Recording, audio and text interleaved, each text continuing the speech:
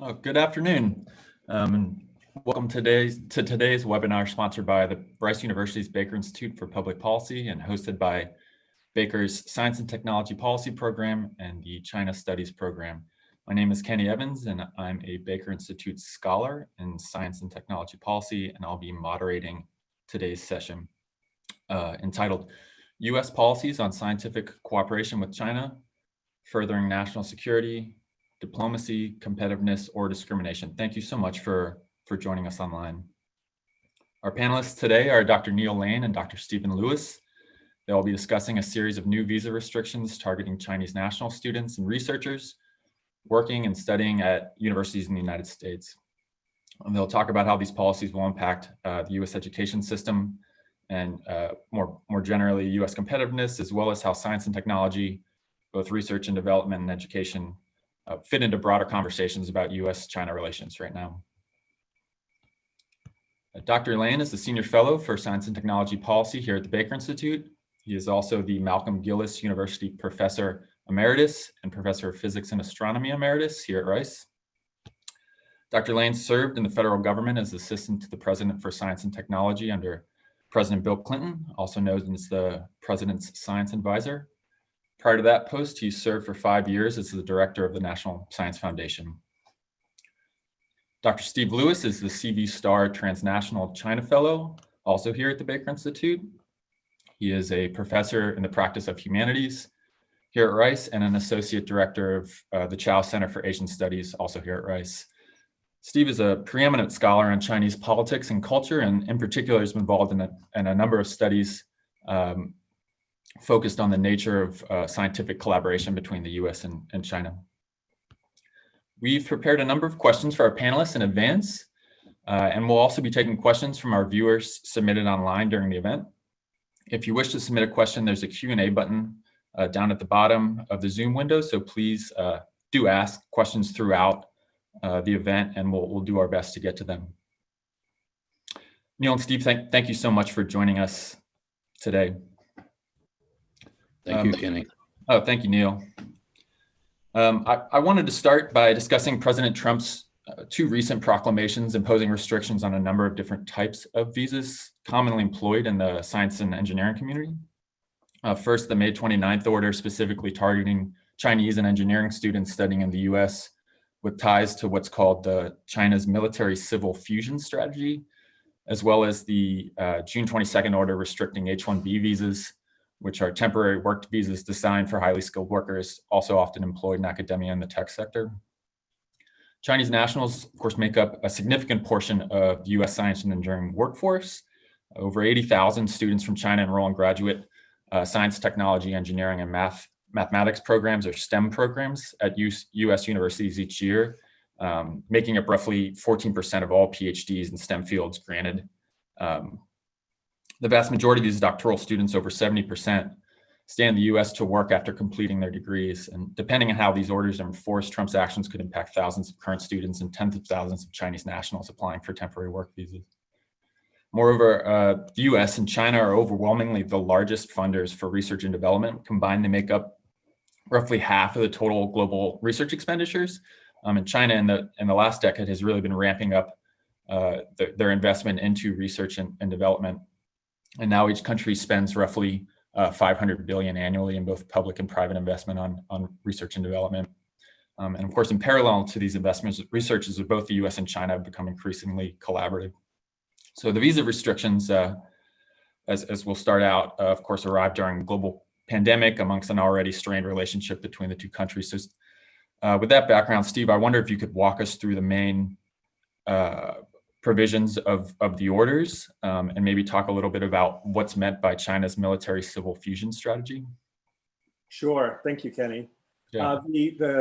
The emphasis on the military civil fusion strategy comes to a growing recognition in the United States in the intelligence community, but now at the level of the White House, that the Chinese government has been kind of aggressively targeting America's scientific community, its corporations, and also government agencies over time. That's not surprising. But what has been interesting more recently in the last decade has been the fact that it ties in with China's industrial development policy. So up until about 4 or 5 years ago, China had what was called the military-civil integration policy, which was that all of the different universities in China should generally try to work with military agencies wherever possible. But they still had the issue that they didn't necessarily have an incentive to work with them. But as the Chinese government has realized that in more recent years, that some of the areas that China has a unique advantage in technology is in general areas of technology that are advanced that have multiple applications. The clearest one would be artificial intelligence, for example, or manipulation of big amounts of data, for example, because China is not only quite good at this, but they also don't have a lot of ethical rules or laws, restricting data. And the Chinese government is a huge investor in an internet, and a very highly capable and efficient internet, but it's an internet that they want to make sure controls any potential criticism of them. And whereas they used to rely on an army of what were called 50-cent Wu Mao trolls, they found that it'd be a lot easier and more efficient to rely on artificial intelligence to block people from posting things that are unfavorable to government. So the net result of this is that the government is now rewarding the universities reaching out and trying to bring in and develop these areas that are directly useful for new innovation, both for the military and for kind of industrial purposes. I think what's especially prompted it in the American, this White House order more recently has been some cases of Chinese researchers who were graduate students in America, and it was found that they were still communicating with their former advisors back at Chinese defense universities about research topics, and that this is alleged to be a violation of transferring intellectual property back to China. And so what the US government has said to forestall this in the future, let's just simply say that anybody who was a former student at, or formerly worked at, or has a relationship to any of these universities that are primarily work with the Chinese military must report this, and then they will be ineligible to get visas. It's not clear exactly which universities are on this list and not on the list. So that one thing to be urged would be for the government to be much more clear on what this is. The Australian Strategic Policy Institute does have what they call a tracker of Chinese universities and their ties to the military. And Australia has a bigger issue going on in terms of being, having more complicating entanglements with Chinese government and Chinese institutions. The H-1B thing is part of a larger issue going back to the second Bush administration, when it was realized that there were problems with bringing in highly skilled workers on the so-called H-1B visa. And to stay and work in America, you need to have a corporate sponsor under an H-1B visa, and you need to have a degree from a foreign or an American university. And it was argued that, especially at the end of the second Bush administration, that this was taking jobs away from Americans. So we need to restrict this down to a set amount each year. And then the Obama administration, at the end of its second administration, 2016, also revised this as well. What's related to the issue is the fact that even though there's been kind of more control over H-1B visas, there's been an expansion of the so-called OTP program. And that's where people who get degrees from American universities are allowed to stay behind for 1 year, possibly 2 or 3 if they're in a STEM field. And so you have, while you might have several 100,000 people on H-1B visas, you also have several 100,000 people staying around to work after they've already gotten a degree. And then they usually might stick around to get a master's degree from it. And then that increases their chances of getting an H-1B visa later on. So the OTP issue is also involved, even though this is just focusing on the H-1B. But what it means is that this has also led to this explosion of Chinese students applying to work in American universities, because they want to work in America, in the environment, for so many reasons. But now it just increases the need to get a master's degree or a PhD from American university, because it improves your chances to stick around and get some work experience, and then find somebody a company that's willing to sponsor you to get a green card, and perhaps to become a citizen. Yeah, thanks, Steve. That's really helpful background. So So in the order specifically, OPT time isn't addressed specifically. It's just not yet, okay. but it will have to come at some point. If you're restricting the H-1B visas, that's the main incentive for applying for OPT. Gotcha. Could you give us like maybe an estimate of how many people? Is there data on how many students are participating in this type of military civil fusion program, or is it still kind of unclear that the extent of which these orders will be impacting students studying right now?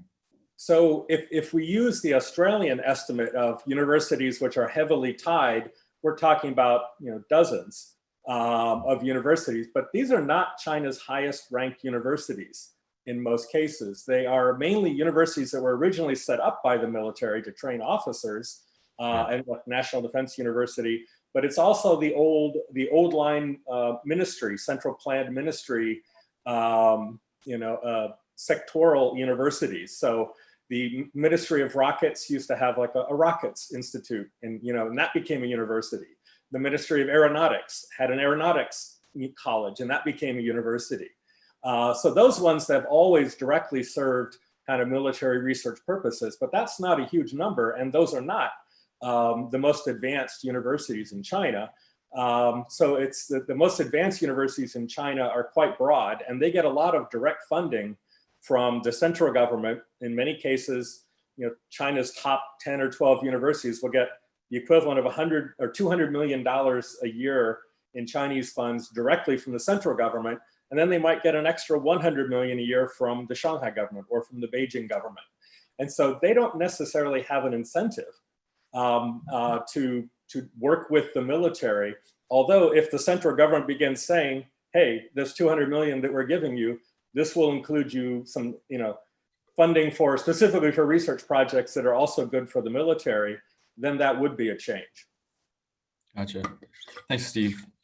Yeah, that's really helpful background in terms of knowing specifically who this will impact. I want to turn to Neal now for your comments, and maybe you could kind of discuss generally these orders, how they'll impact in the short term American universities and students studying here, and then maybe in a longer term, if you can kind of get a general sense for how these types of changes will impact U.S. competitiveness more generally. Thank you, Kenny and Steve, for that terrific analysis of the current situation with these orders and policies more generally.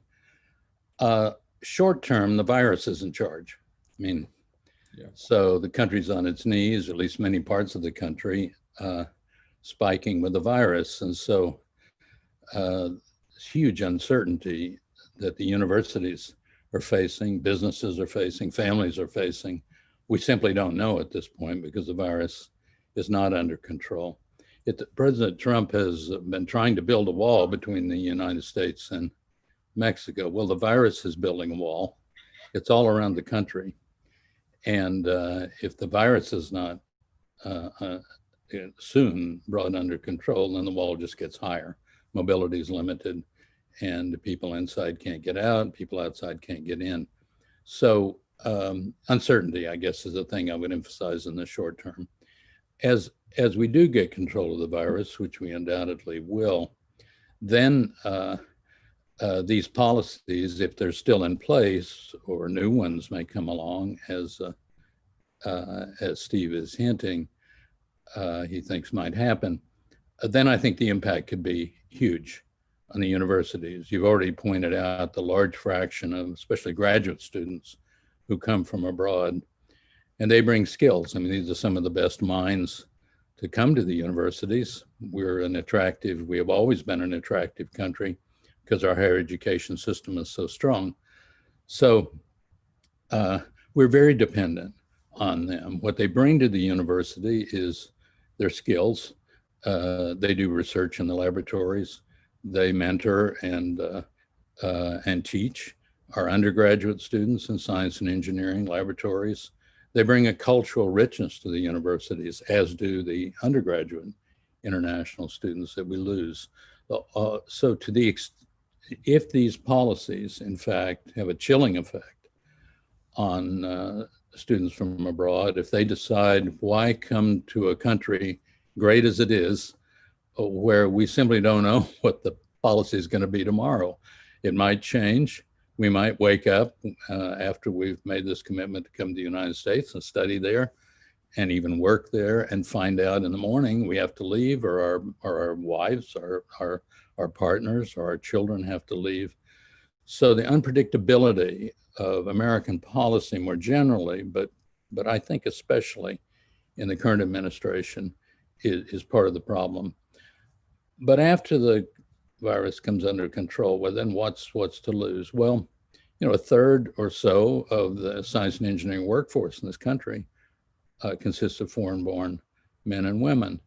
Do they displace jobs? There may be examples, but I found the data hard to come by that makes that case. The companies say they need these often young people, but they need these scientists and engineers. And if they can't find them domestically, they'll simply take their business offshore, because it's been described to me, engineering is a commodity. I don't like that phrase. I don't like to think of it that way. If you can't find the engineers here in the United States, we'll go to whatever country we can find them. That's obviously a huge loss for the United States. The American economy is dependent on science and technology. And in particular, it's dependent on the ability of our private sector, our companies, to take the discoveries that come out of our university and government laboratories and move them quickly to market. That's this whole process of innovation. It's complicated. It has all kinds of pieces, workforce pieces, education pieces, just ecological pieces. For those are laws and regulations that govern the ability of business to actually do business in the world. So innovation is complicated, but China has been increasingly creative and innovative. And the US, in the rankings that I'm aware of, for example, the Bloomberg rankings, the US has lost ground in that area. So that threatens the economy. If we lose a substantial part of our talented workforce who decide not to come or are prevented from coming, that's going to hit the economy hard. Science technology also critically important to the health, the safety, the security, the well-being of everyone who lives in this country. The COVID-19 pandemic, of course, that makes that clear to everybody right now, but it's not just biomedical research we need. It's research in all fields of science and engineering, because you don't know where the discoveries are going to go. You don't know what the applications are ultimately going to be. That's the nature of basic fundamental research. There's a major discovery made that has had a large impact on biomedical research, cancer research, that came out of a small NSF grant to a scientist who wanted to study life forms in hot pools in Yellowstone National Park. Well, I'm quite sure that that investigator didn't have in mind that that discovery was going to lead to something important to helping cure cancer in the country. So the answer is, if the US is going to compete economically in the world, which it must do, then it also needs to improve its educational system, sustainably fund science and engineering, research and development, ensure that the workforce includes all those who can contribute, and especially that kind of talent that we tend to bring from abroad. And then finally, to do a much better job of encouraging young people born in this country to seek careers in science, mathematics, engineering, technology. But we've not done well. There are all kinds of reasons for that, and particularly women in many fields, underrepresented minorities in pretty much all fields of science and engineering. These are internal walls in our country that divide us, and there are all kinds of causes from outright bias and discrimination to social issues to economic disadvantage communities and families and so forth. We have to do a much better job of educating and bringing into the workforce those people who are born in the United States. But in the meantime, we are very dependent on scientists and engineers and students coming from other countries to study here. So my worry is that in the long term, after the virus is passed, depending on what policies are in place or attitudes around the country, around the world, that we have managed to contribute to about the nature of the United States, whether it's a good place to come or not. I'm worried that we'll build another kind of wall, that policies like this will build a wall that increasingly isolates the United States from the rest of the world and makes many of the people and the companies inside the wall wanting to get out, and finds the United States less attractive to those who we need to want to come in. So that's my worry in the long term. And then if we didn't have all these other issues to think about, we've got climate change. That's probably the major thing to worry about in the next few decades. And we haven't made much progress there.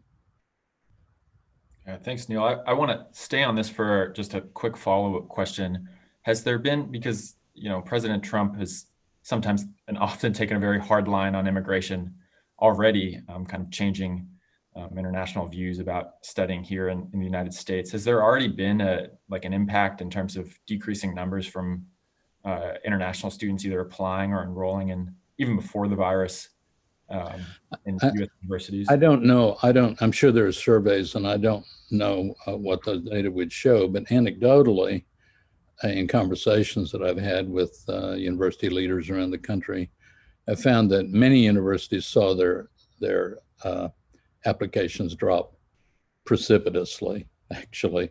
Not just recently, but early on when this anti-immigration rhetoric began to ring around the world. People notice, and it presents a very negative view. The more prestigious, the higher ranking research universities in the United States, I understand, did not see that kind of precipitous decline in applications, at least early on. Steve may have more current information about that. So I can just add to that the economics of why Chinese students in particular might want to come to the United States are still there. They have a very large and growing rapidly middle class, but they don't have enough truly excellent world-class universities. And they're very selective in what they let in, and tend to get students who don't get into the very top tier universities in China, but they're still very, very bright.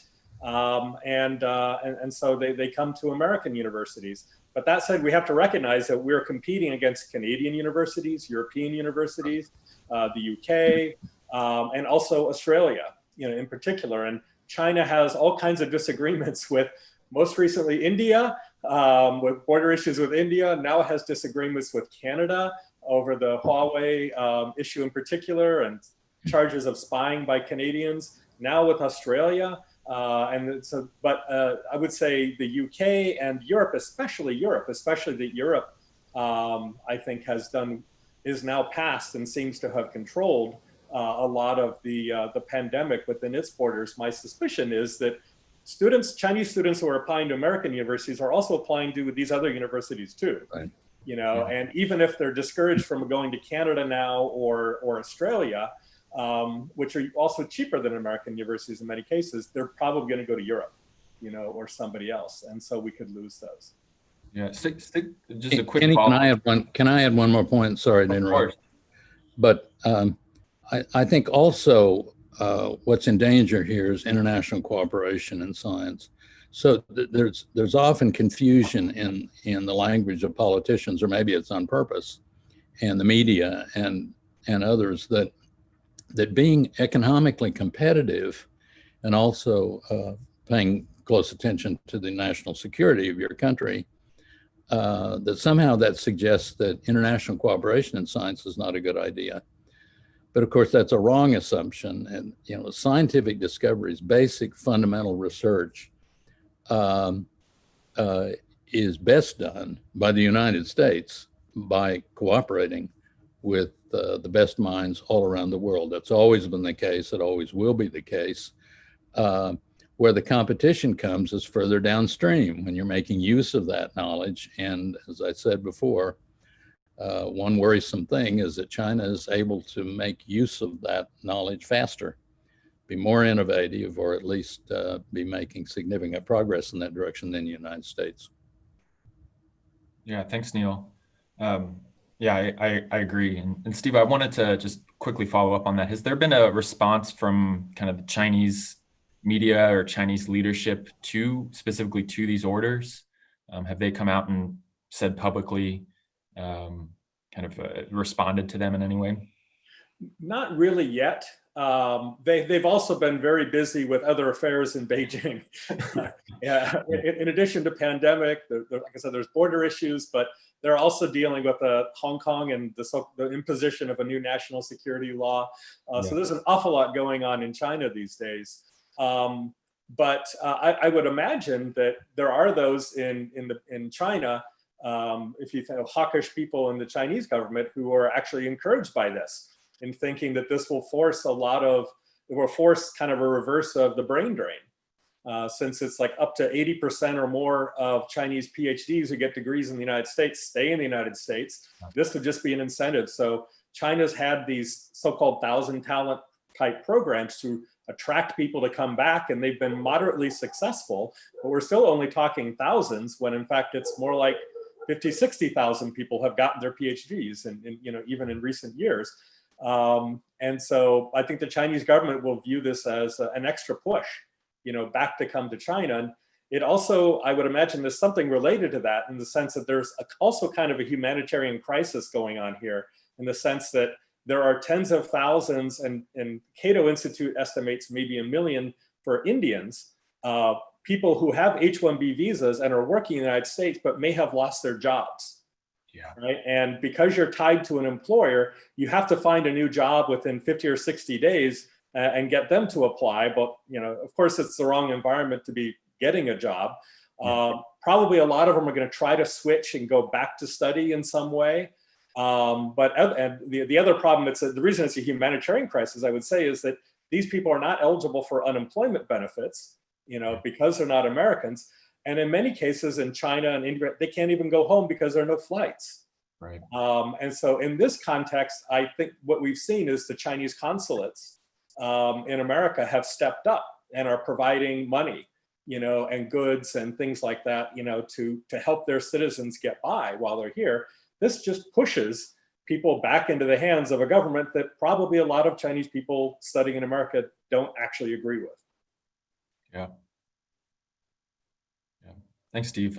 So we've got a couple questions coming in, and many of them are in a similar thread related to investigate FBI investigations on U.S. campuses related to IP theft or noncompliance or other issues with scientific research. And Steve, I wanted to maybe stay with you, give a broad kind of overview of FBI's China initiative and how that relates to investigations of the National Institutes of Health, which of course are our largest funder of biomedical research on university campuses here in the U.S. So could you talk about the FBI initiative and maybe give us kind of an extent, so far the progress of that initiative and as it relates also to these investigations on campuses?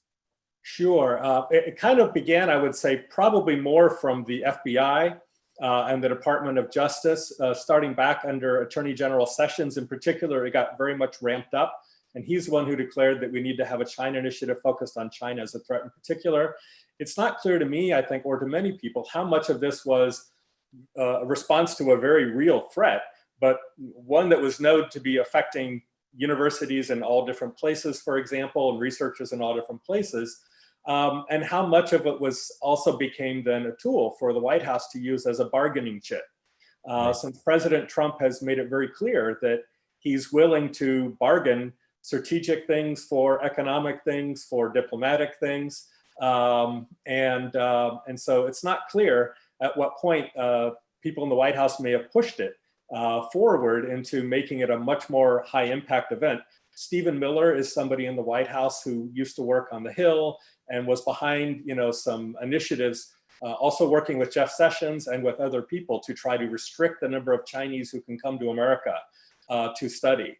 So it's possible that that's one conduit, how this has gotten through.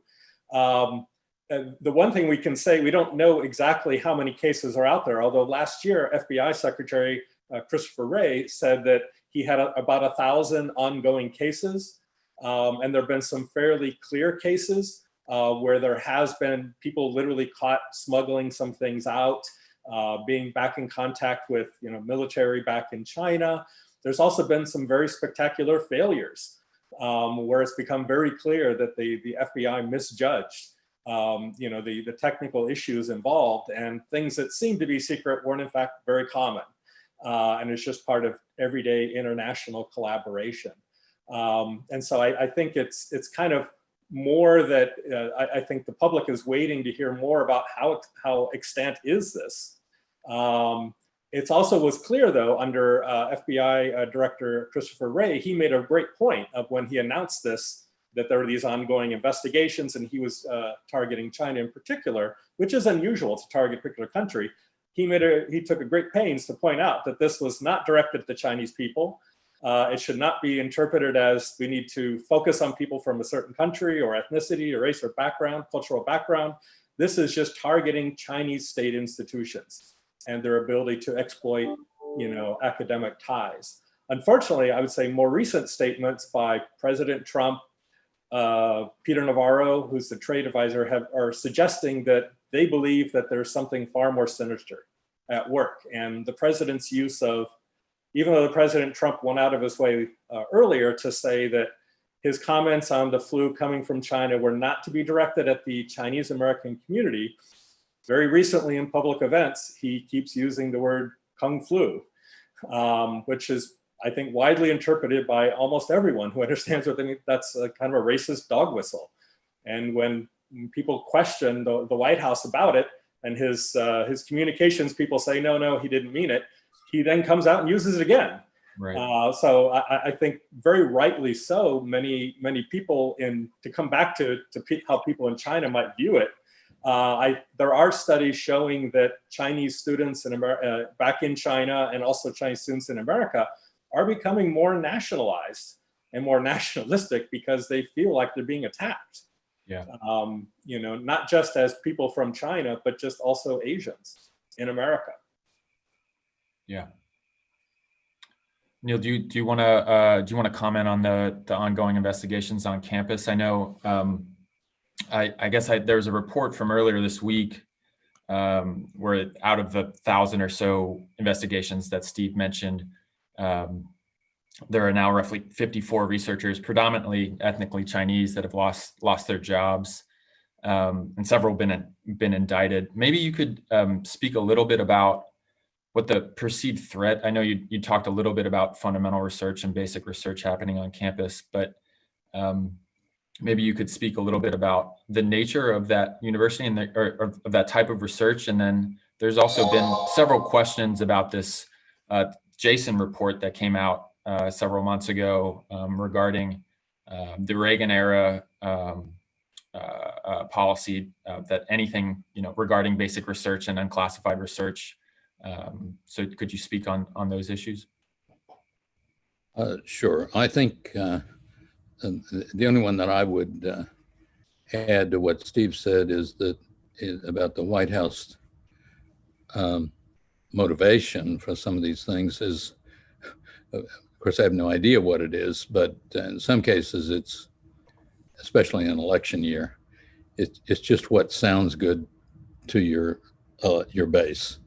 And much, I think, of what we're hearing and the rhetoric and both on the Hill and out of the White House has to do with the election year. And politics can be really ugly. It's particularly ugly in an election year. And I think this is going to be a very difficult one. But back to your question, some of the perceived threats are not threats. I mean, I remember conversations even when I was in Washington, which was a long time ago, where I heard somebody say, well, these students from China will come to American universities and they'll learn stuff. They'll get smarter. And then some of them will go back and they'll be smarter than they were when they came. Duh. I mean, yeah. So that's not the issue. Of course, it's good for the United States to provide an education to anybody who wants it and wherever they decide to go. There's also a feeling that sharing research with scientists abroad is a threat. Well, sometimes it is. I mean, Steve has commented on that. And of course, if scientists here are secretly sharing information that's not supposed to be shared, or sending reagents or other materials abroad secretly, those are violations. Those are just clear violations of policy. And there are examples of that. But if there's a real research collaboration going on between scientists in the US and a scientist in China, the whole idea of collaboration is to share research. So this is a tricky territory under current circumstances. And my concern about some of these firings, and of course I don't know the cases and would have no way to know, they may reflect examples of the rules of the university or the agencies not being clear or not being understood.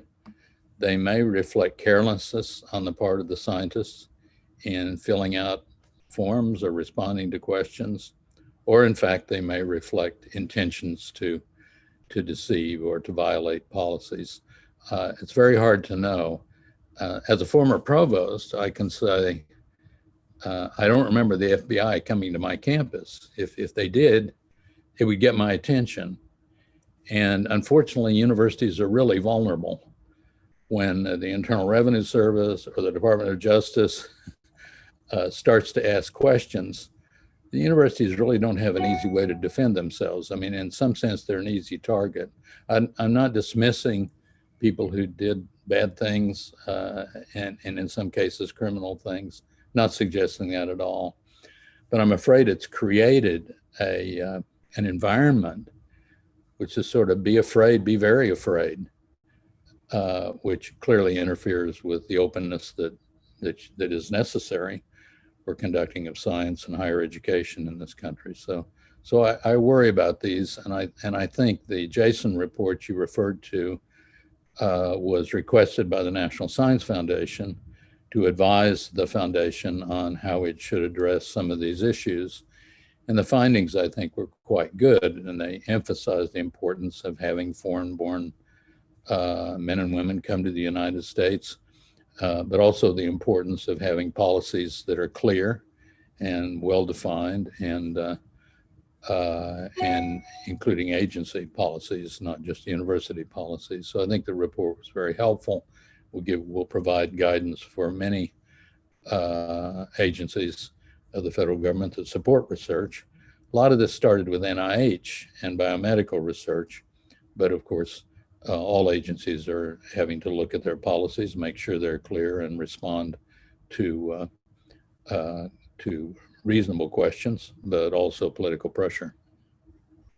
Yeah, thanks, Neal. And maybe just as a quick follow-up, could you talk about maybe what the Office of Science and Technology Policy and their role in kind of helping to either streamline either university policies or agency policies to make these sorts of compliance issues or university policies more easy to navigate?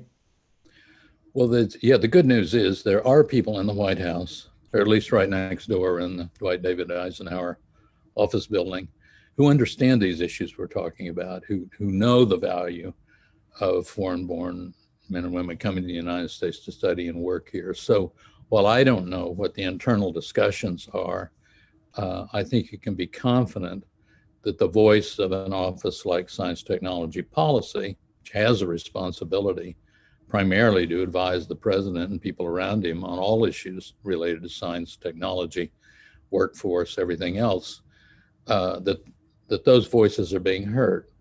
And the current science advisor, Kelvin Drogemeyer, scientist, distinguished scientist himself, has in place a process, multi-agency process, in which they've been looking hard at these issues to develop sensible policies and avoid unhelpful ones. And that process is ongoing. It's under a committee called JCOR, which is part of the National Science Technology Council.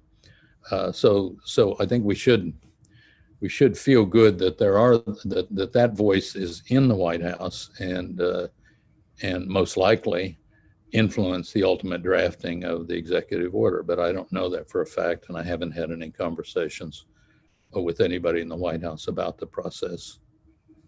But I know from past experience, when the president's getting ready to issue an executive order, it gets it vetted all over the place. And there are large debates. His political advisors have one view, his economic advisors another, then the national security advisors, they're the environmental quality folks, they're the science and technology people, and OSTP. Yeah, those can be very brutal discussions. I have scars and bruises from some of those myself, and I'm sure that that's what goes on in the current White House. Although I would just add, this White House is not quite like any White House I remember in the past. Thanks, Neal. We're getting some more questions, so I wanted to maybe go back to Steve and talk about momentum in Congress towards following up with bills or introduce legislation that also touch on STEM research policy and immigration policy impacting research. I guess there's two bills that I've heard of, prominent bills, Senator Cotton's bill, which is really pretty severe in terms of restricting immigration specifically from China. And then there's also a bipartisan bill from Senators Portman and Carper. Is there momentum in Congress for kind of following up on Trump's order or kind of reshaping, high-skilled immigration visas or student visas? I think because it's part of the bigger issue of so-called immigration reform. I think there's plenty of people on Congress on the Hill who will comment on it, have a position on it, but won't want to take the leadership necessarily on it, especially I think during an election year. So I think it's going to be more about after the election. And so a lot of the things we're hearing are people positioning themselves. So my program, we've actually done a study looking at from 2011 to 2018, the views of individual congressmen and senators on relations with China, and we'll be putting out a report on this. But basically what it shows is that China is an issue that increasingly people on Capitol Hill are expected to have a position on and some knowledge on. But what they tend to favor is better economic ties with China, and then largely very symbolic things that don't cost the United States very much. So we support Hong Kong, we support Taiwan, we support freedom in China for many things. We also support an end to religious persecution against Muslims and Christians and and these types of things in China. But they don't usually. These are things which are highly symbolic in the sense that the U.S. government probably doesn't have a lot of control, over these things. There is an exception, however, and that would be people on the Hill who have higher ambitions. And I think one of the reasons they feel the need to step up more recently is we've had in the last election cycle, we lost some of the more stalwart, anti-China people. Representative Culberson from the Houston area, another one, Wolf, and so they were either voted out or they went into the administration, including Jeff Sessions, for example. And so then you also have these people who will be running at some point, probably against President Trump. So we have the future people. Marco Rubio, for example, has been one of the major leaders. For him, it might be fairly safe in the sense that Florida has very few ties to China, except for maybe tourists. But it's quite low. Senator Cruz is another one. And of course, both of those people clearly have ambitions to run again in the future. But Tom Cotton and also Josh Hawley and possibly Portman are other people, I think, who have potential ambitions. And so what they're kind of doing, I think, is even though they may not realistically think anything can happen before the election or in the immediate future, they're laying the groundwork for a broader platform and a distinction to be who can be a better hawk. And of course, they're also competing with Joe Biden. Who also has been ramping up his criticism, of China as well, and also causing issues, including for Asian Americans, and raising concern there too. So I think that part of this is just election cycle, and also that a lot of people in Congress are quite upset as is the rest of the world, about the Chinese government's response to the pandemic. Nobody's really buying what the Chinese government has been saying about it, even though there isn't a lot of evidence of any conspiracy. If anything, it seems to be more incompetence of the sort that we've seen here and in other countries as well.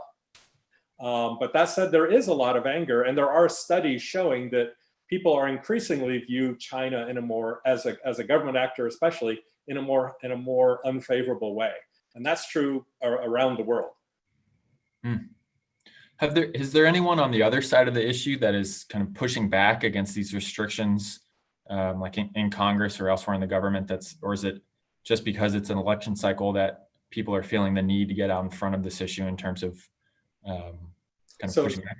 Actually, Senator Lindsey Graham just came out and said that he thought it'd be very foolish to follow Senator Cotton's proposals to stop the OPTs, keeping people behind, and having them work for a while, because I think he recognized, just like what Neal was saying, is that this is part of a very dense, interwoven, enterprise of highly skilled people, and it includes people at all different education levels. And if you start restricting one part of it, you're going to end up affecting the parts that you view as the most productive part later on.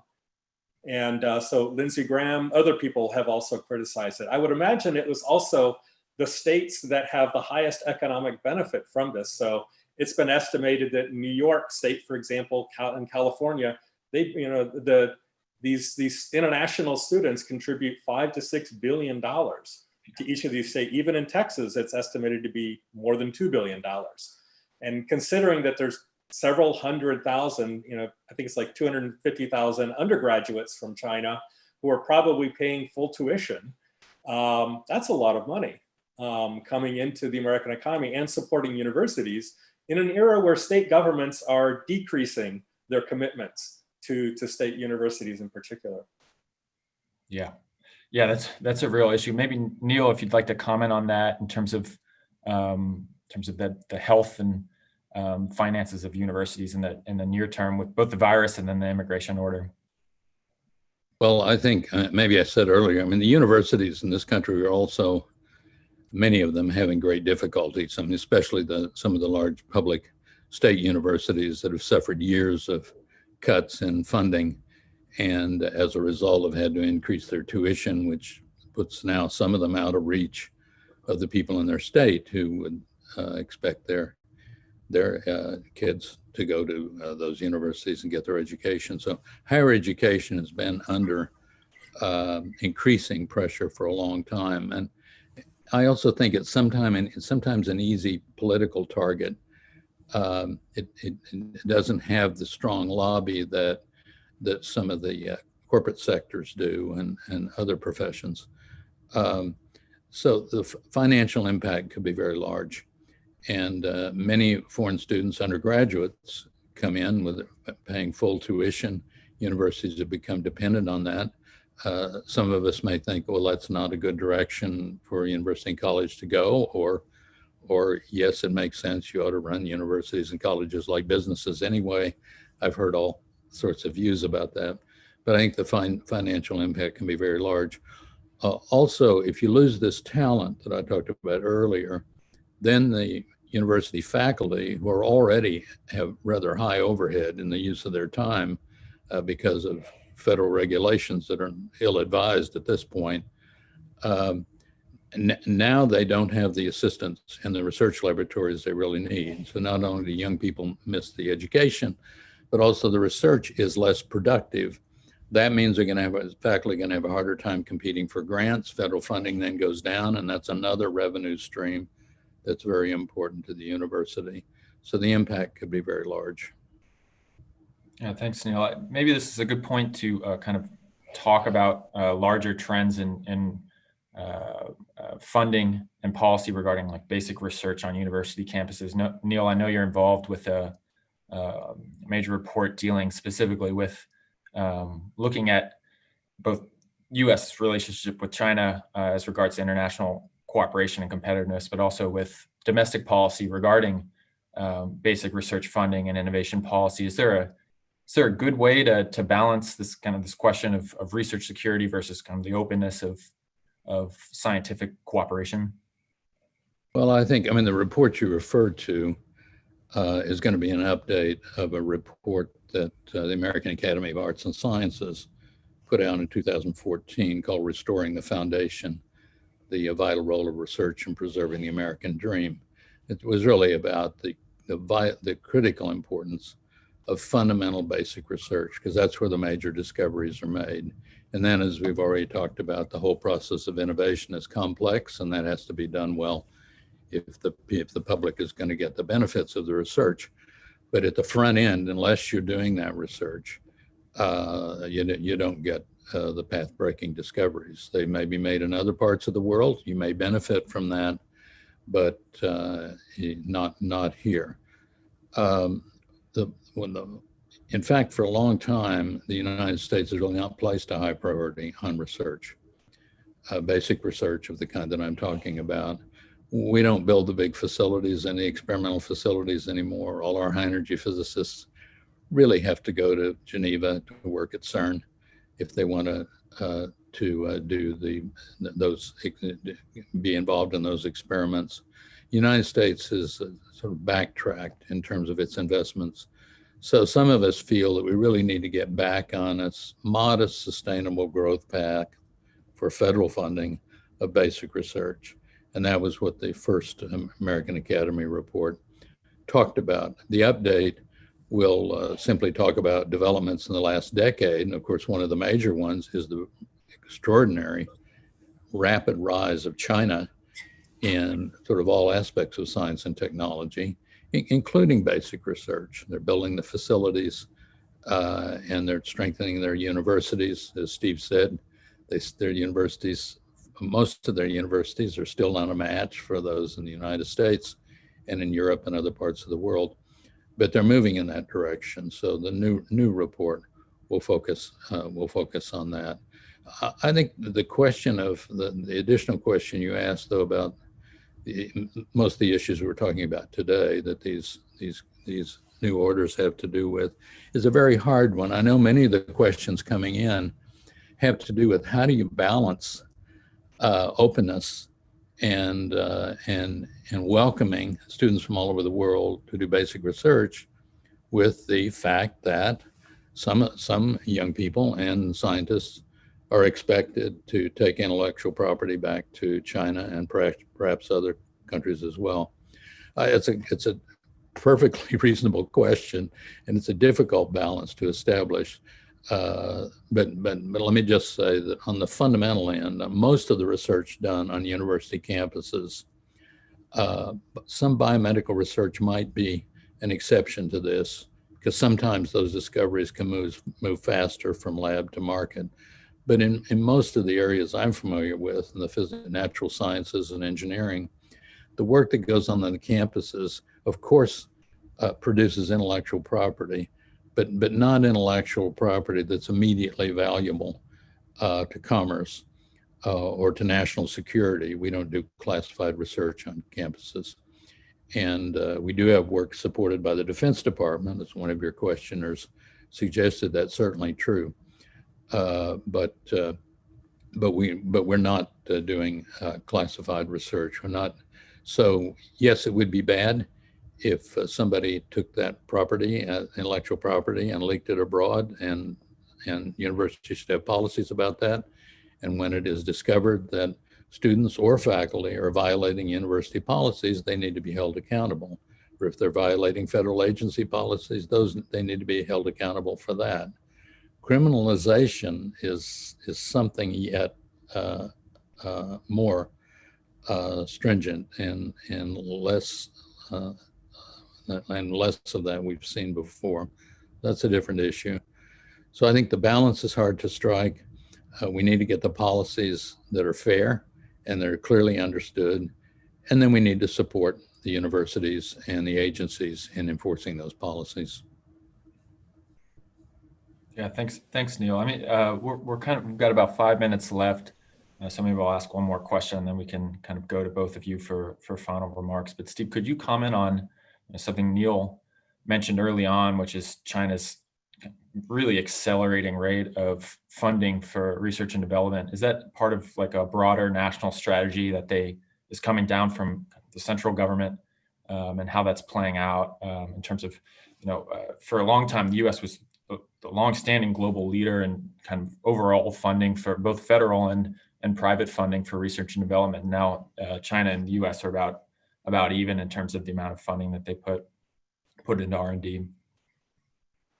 Yes, and so China is definitely a major competitor, but it's also a partner of the United States. And it's very recently that a lot of the scholarship by American scholars and Chinese scholars, particularly on the pandemic, for example, or a response to other global problems, collective problems such as the environment and global warming, things like that.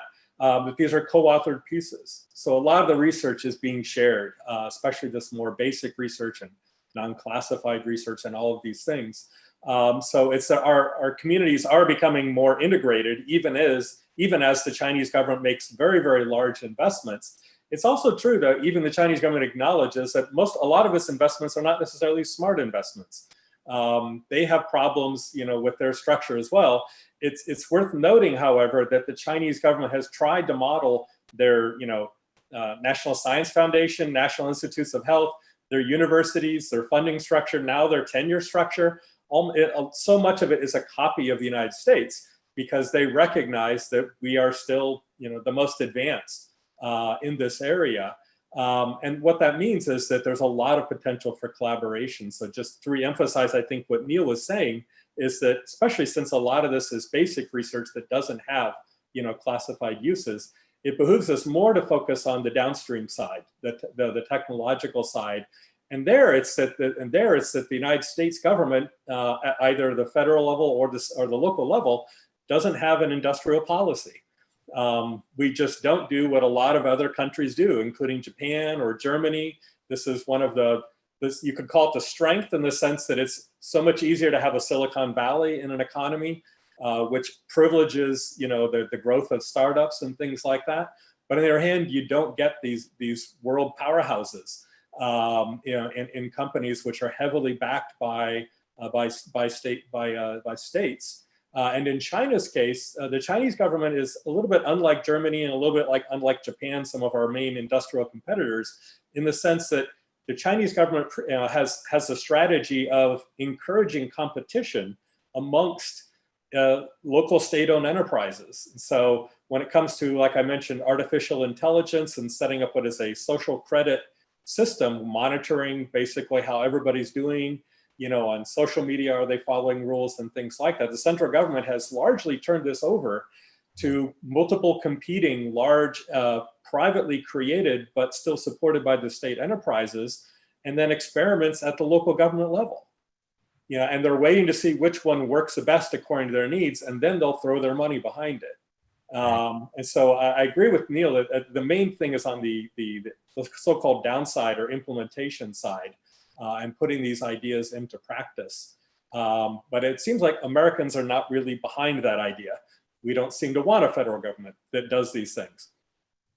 Yeah, we're almost out of time. So I want to say that if you have questions that didn't get answered in the Q&A, you can email any of us, or email it's bipprSVP at rice.edu, and we're happy to follow up with anything. And maybe I'll turn to Neal for a final remark if you'd like to close. Thank you very much, Kenny. A lot of excellent questions have come in, and I'm sorry we didn't have a chance to talk about them. But one I'll just touch on. The question was asked about diplomacy and national security. And I just want to remind all of us that all during this time of the Cold War and the disagreements between the United States and the Soviet Union, sometimes escalating to a very dangerous situation, there was almost all the time a dialogue on the basis of science about basic scientific research, not about weapons or anything that would be disturbing, but it kept the door open. There were conversations between colleagues about science. It was a mechanism to sometimes send messages that back and forth that you really couldn't do through normal diplomatic means. Science diplomacy is extraordinarily important part of the larger issue of diplomacy, and it directly relates to national security. So if these two mechanisms whereby the United States interacts with other part of the world are both important, they need to be coordinated. Sometimes the best defense of the nation is going to be through diplomacy. It takes a lot of patience. It's not politically popular. It doesn't really help get votes, apparently. And so often the pressures are working against that. But an important component of diplomacy, which I think the questioner was, point the questioner was making, is science diplomacy. Science really, the cliche is science knows no borders. Well, it should know no borders, but the issues we're talking about today do present some. Yes, the Chinese government does things we don't like. That has, in my view, nothing to do with Chinese people. We don't want people around the world to identify us, me anyway, with our national leaders at any particular time. And we should feel the same way about China. In the end, I think what's at stake here is if we get this wrong, is we kind of lose the American dream. I mean, the American dream that's hard enough, especially for many people in our country right now who live in underserved communities. It's kind of been on the long-term horizon, but the American dream could just end up being a dream or a fantasy if we don't get these policies right at these critical times. Thank you, Neal. I think that's a great note to end on. I want to thank everyone thank Neal and Steve for joining us today and all your comments and insights. And thank everyone for joining us online. And please feel free to follow up with any of us. We're happy to answer questions after the webinar. So thanks so much.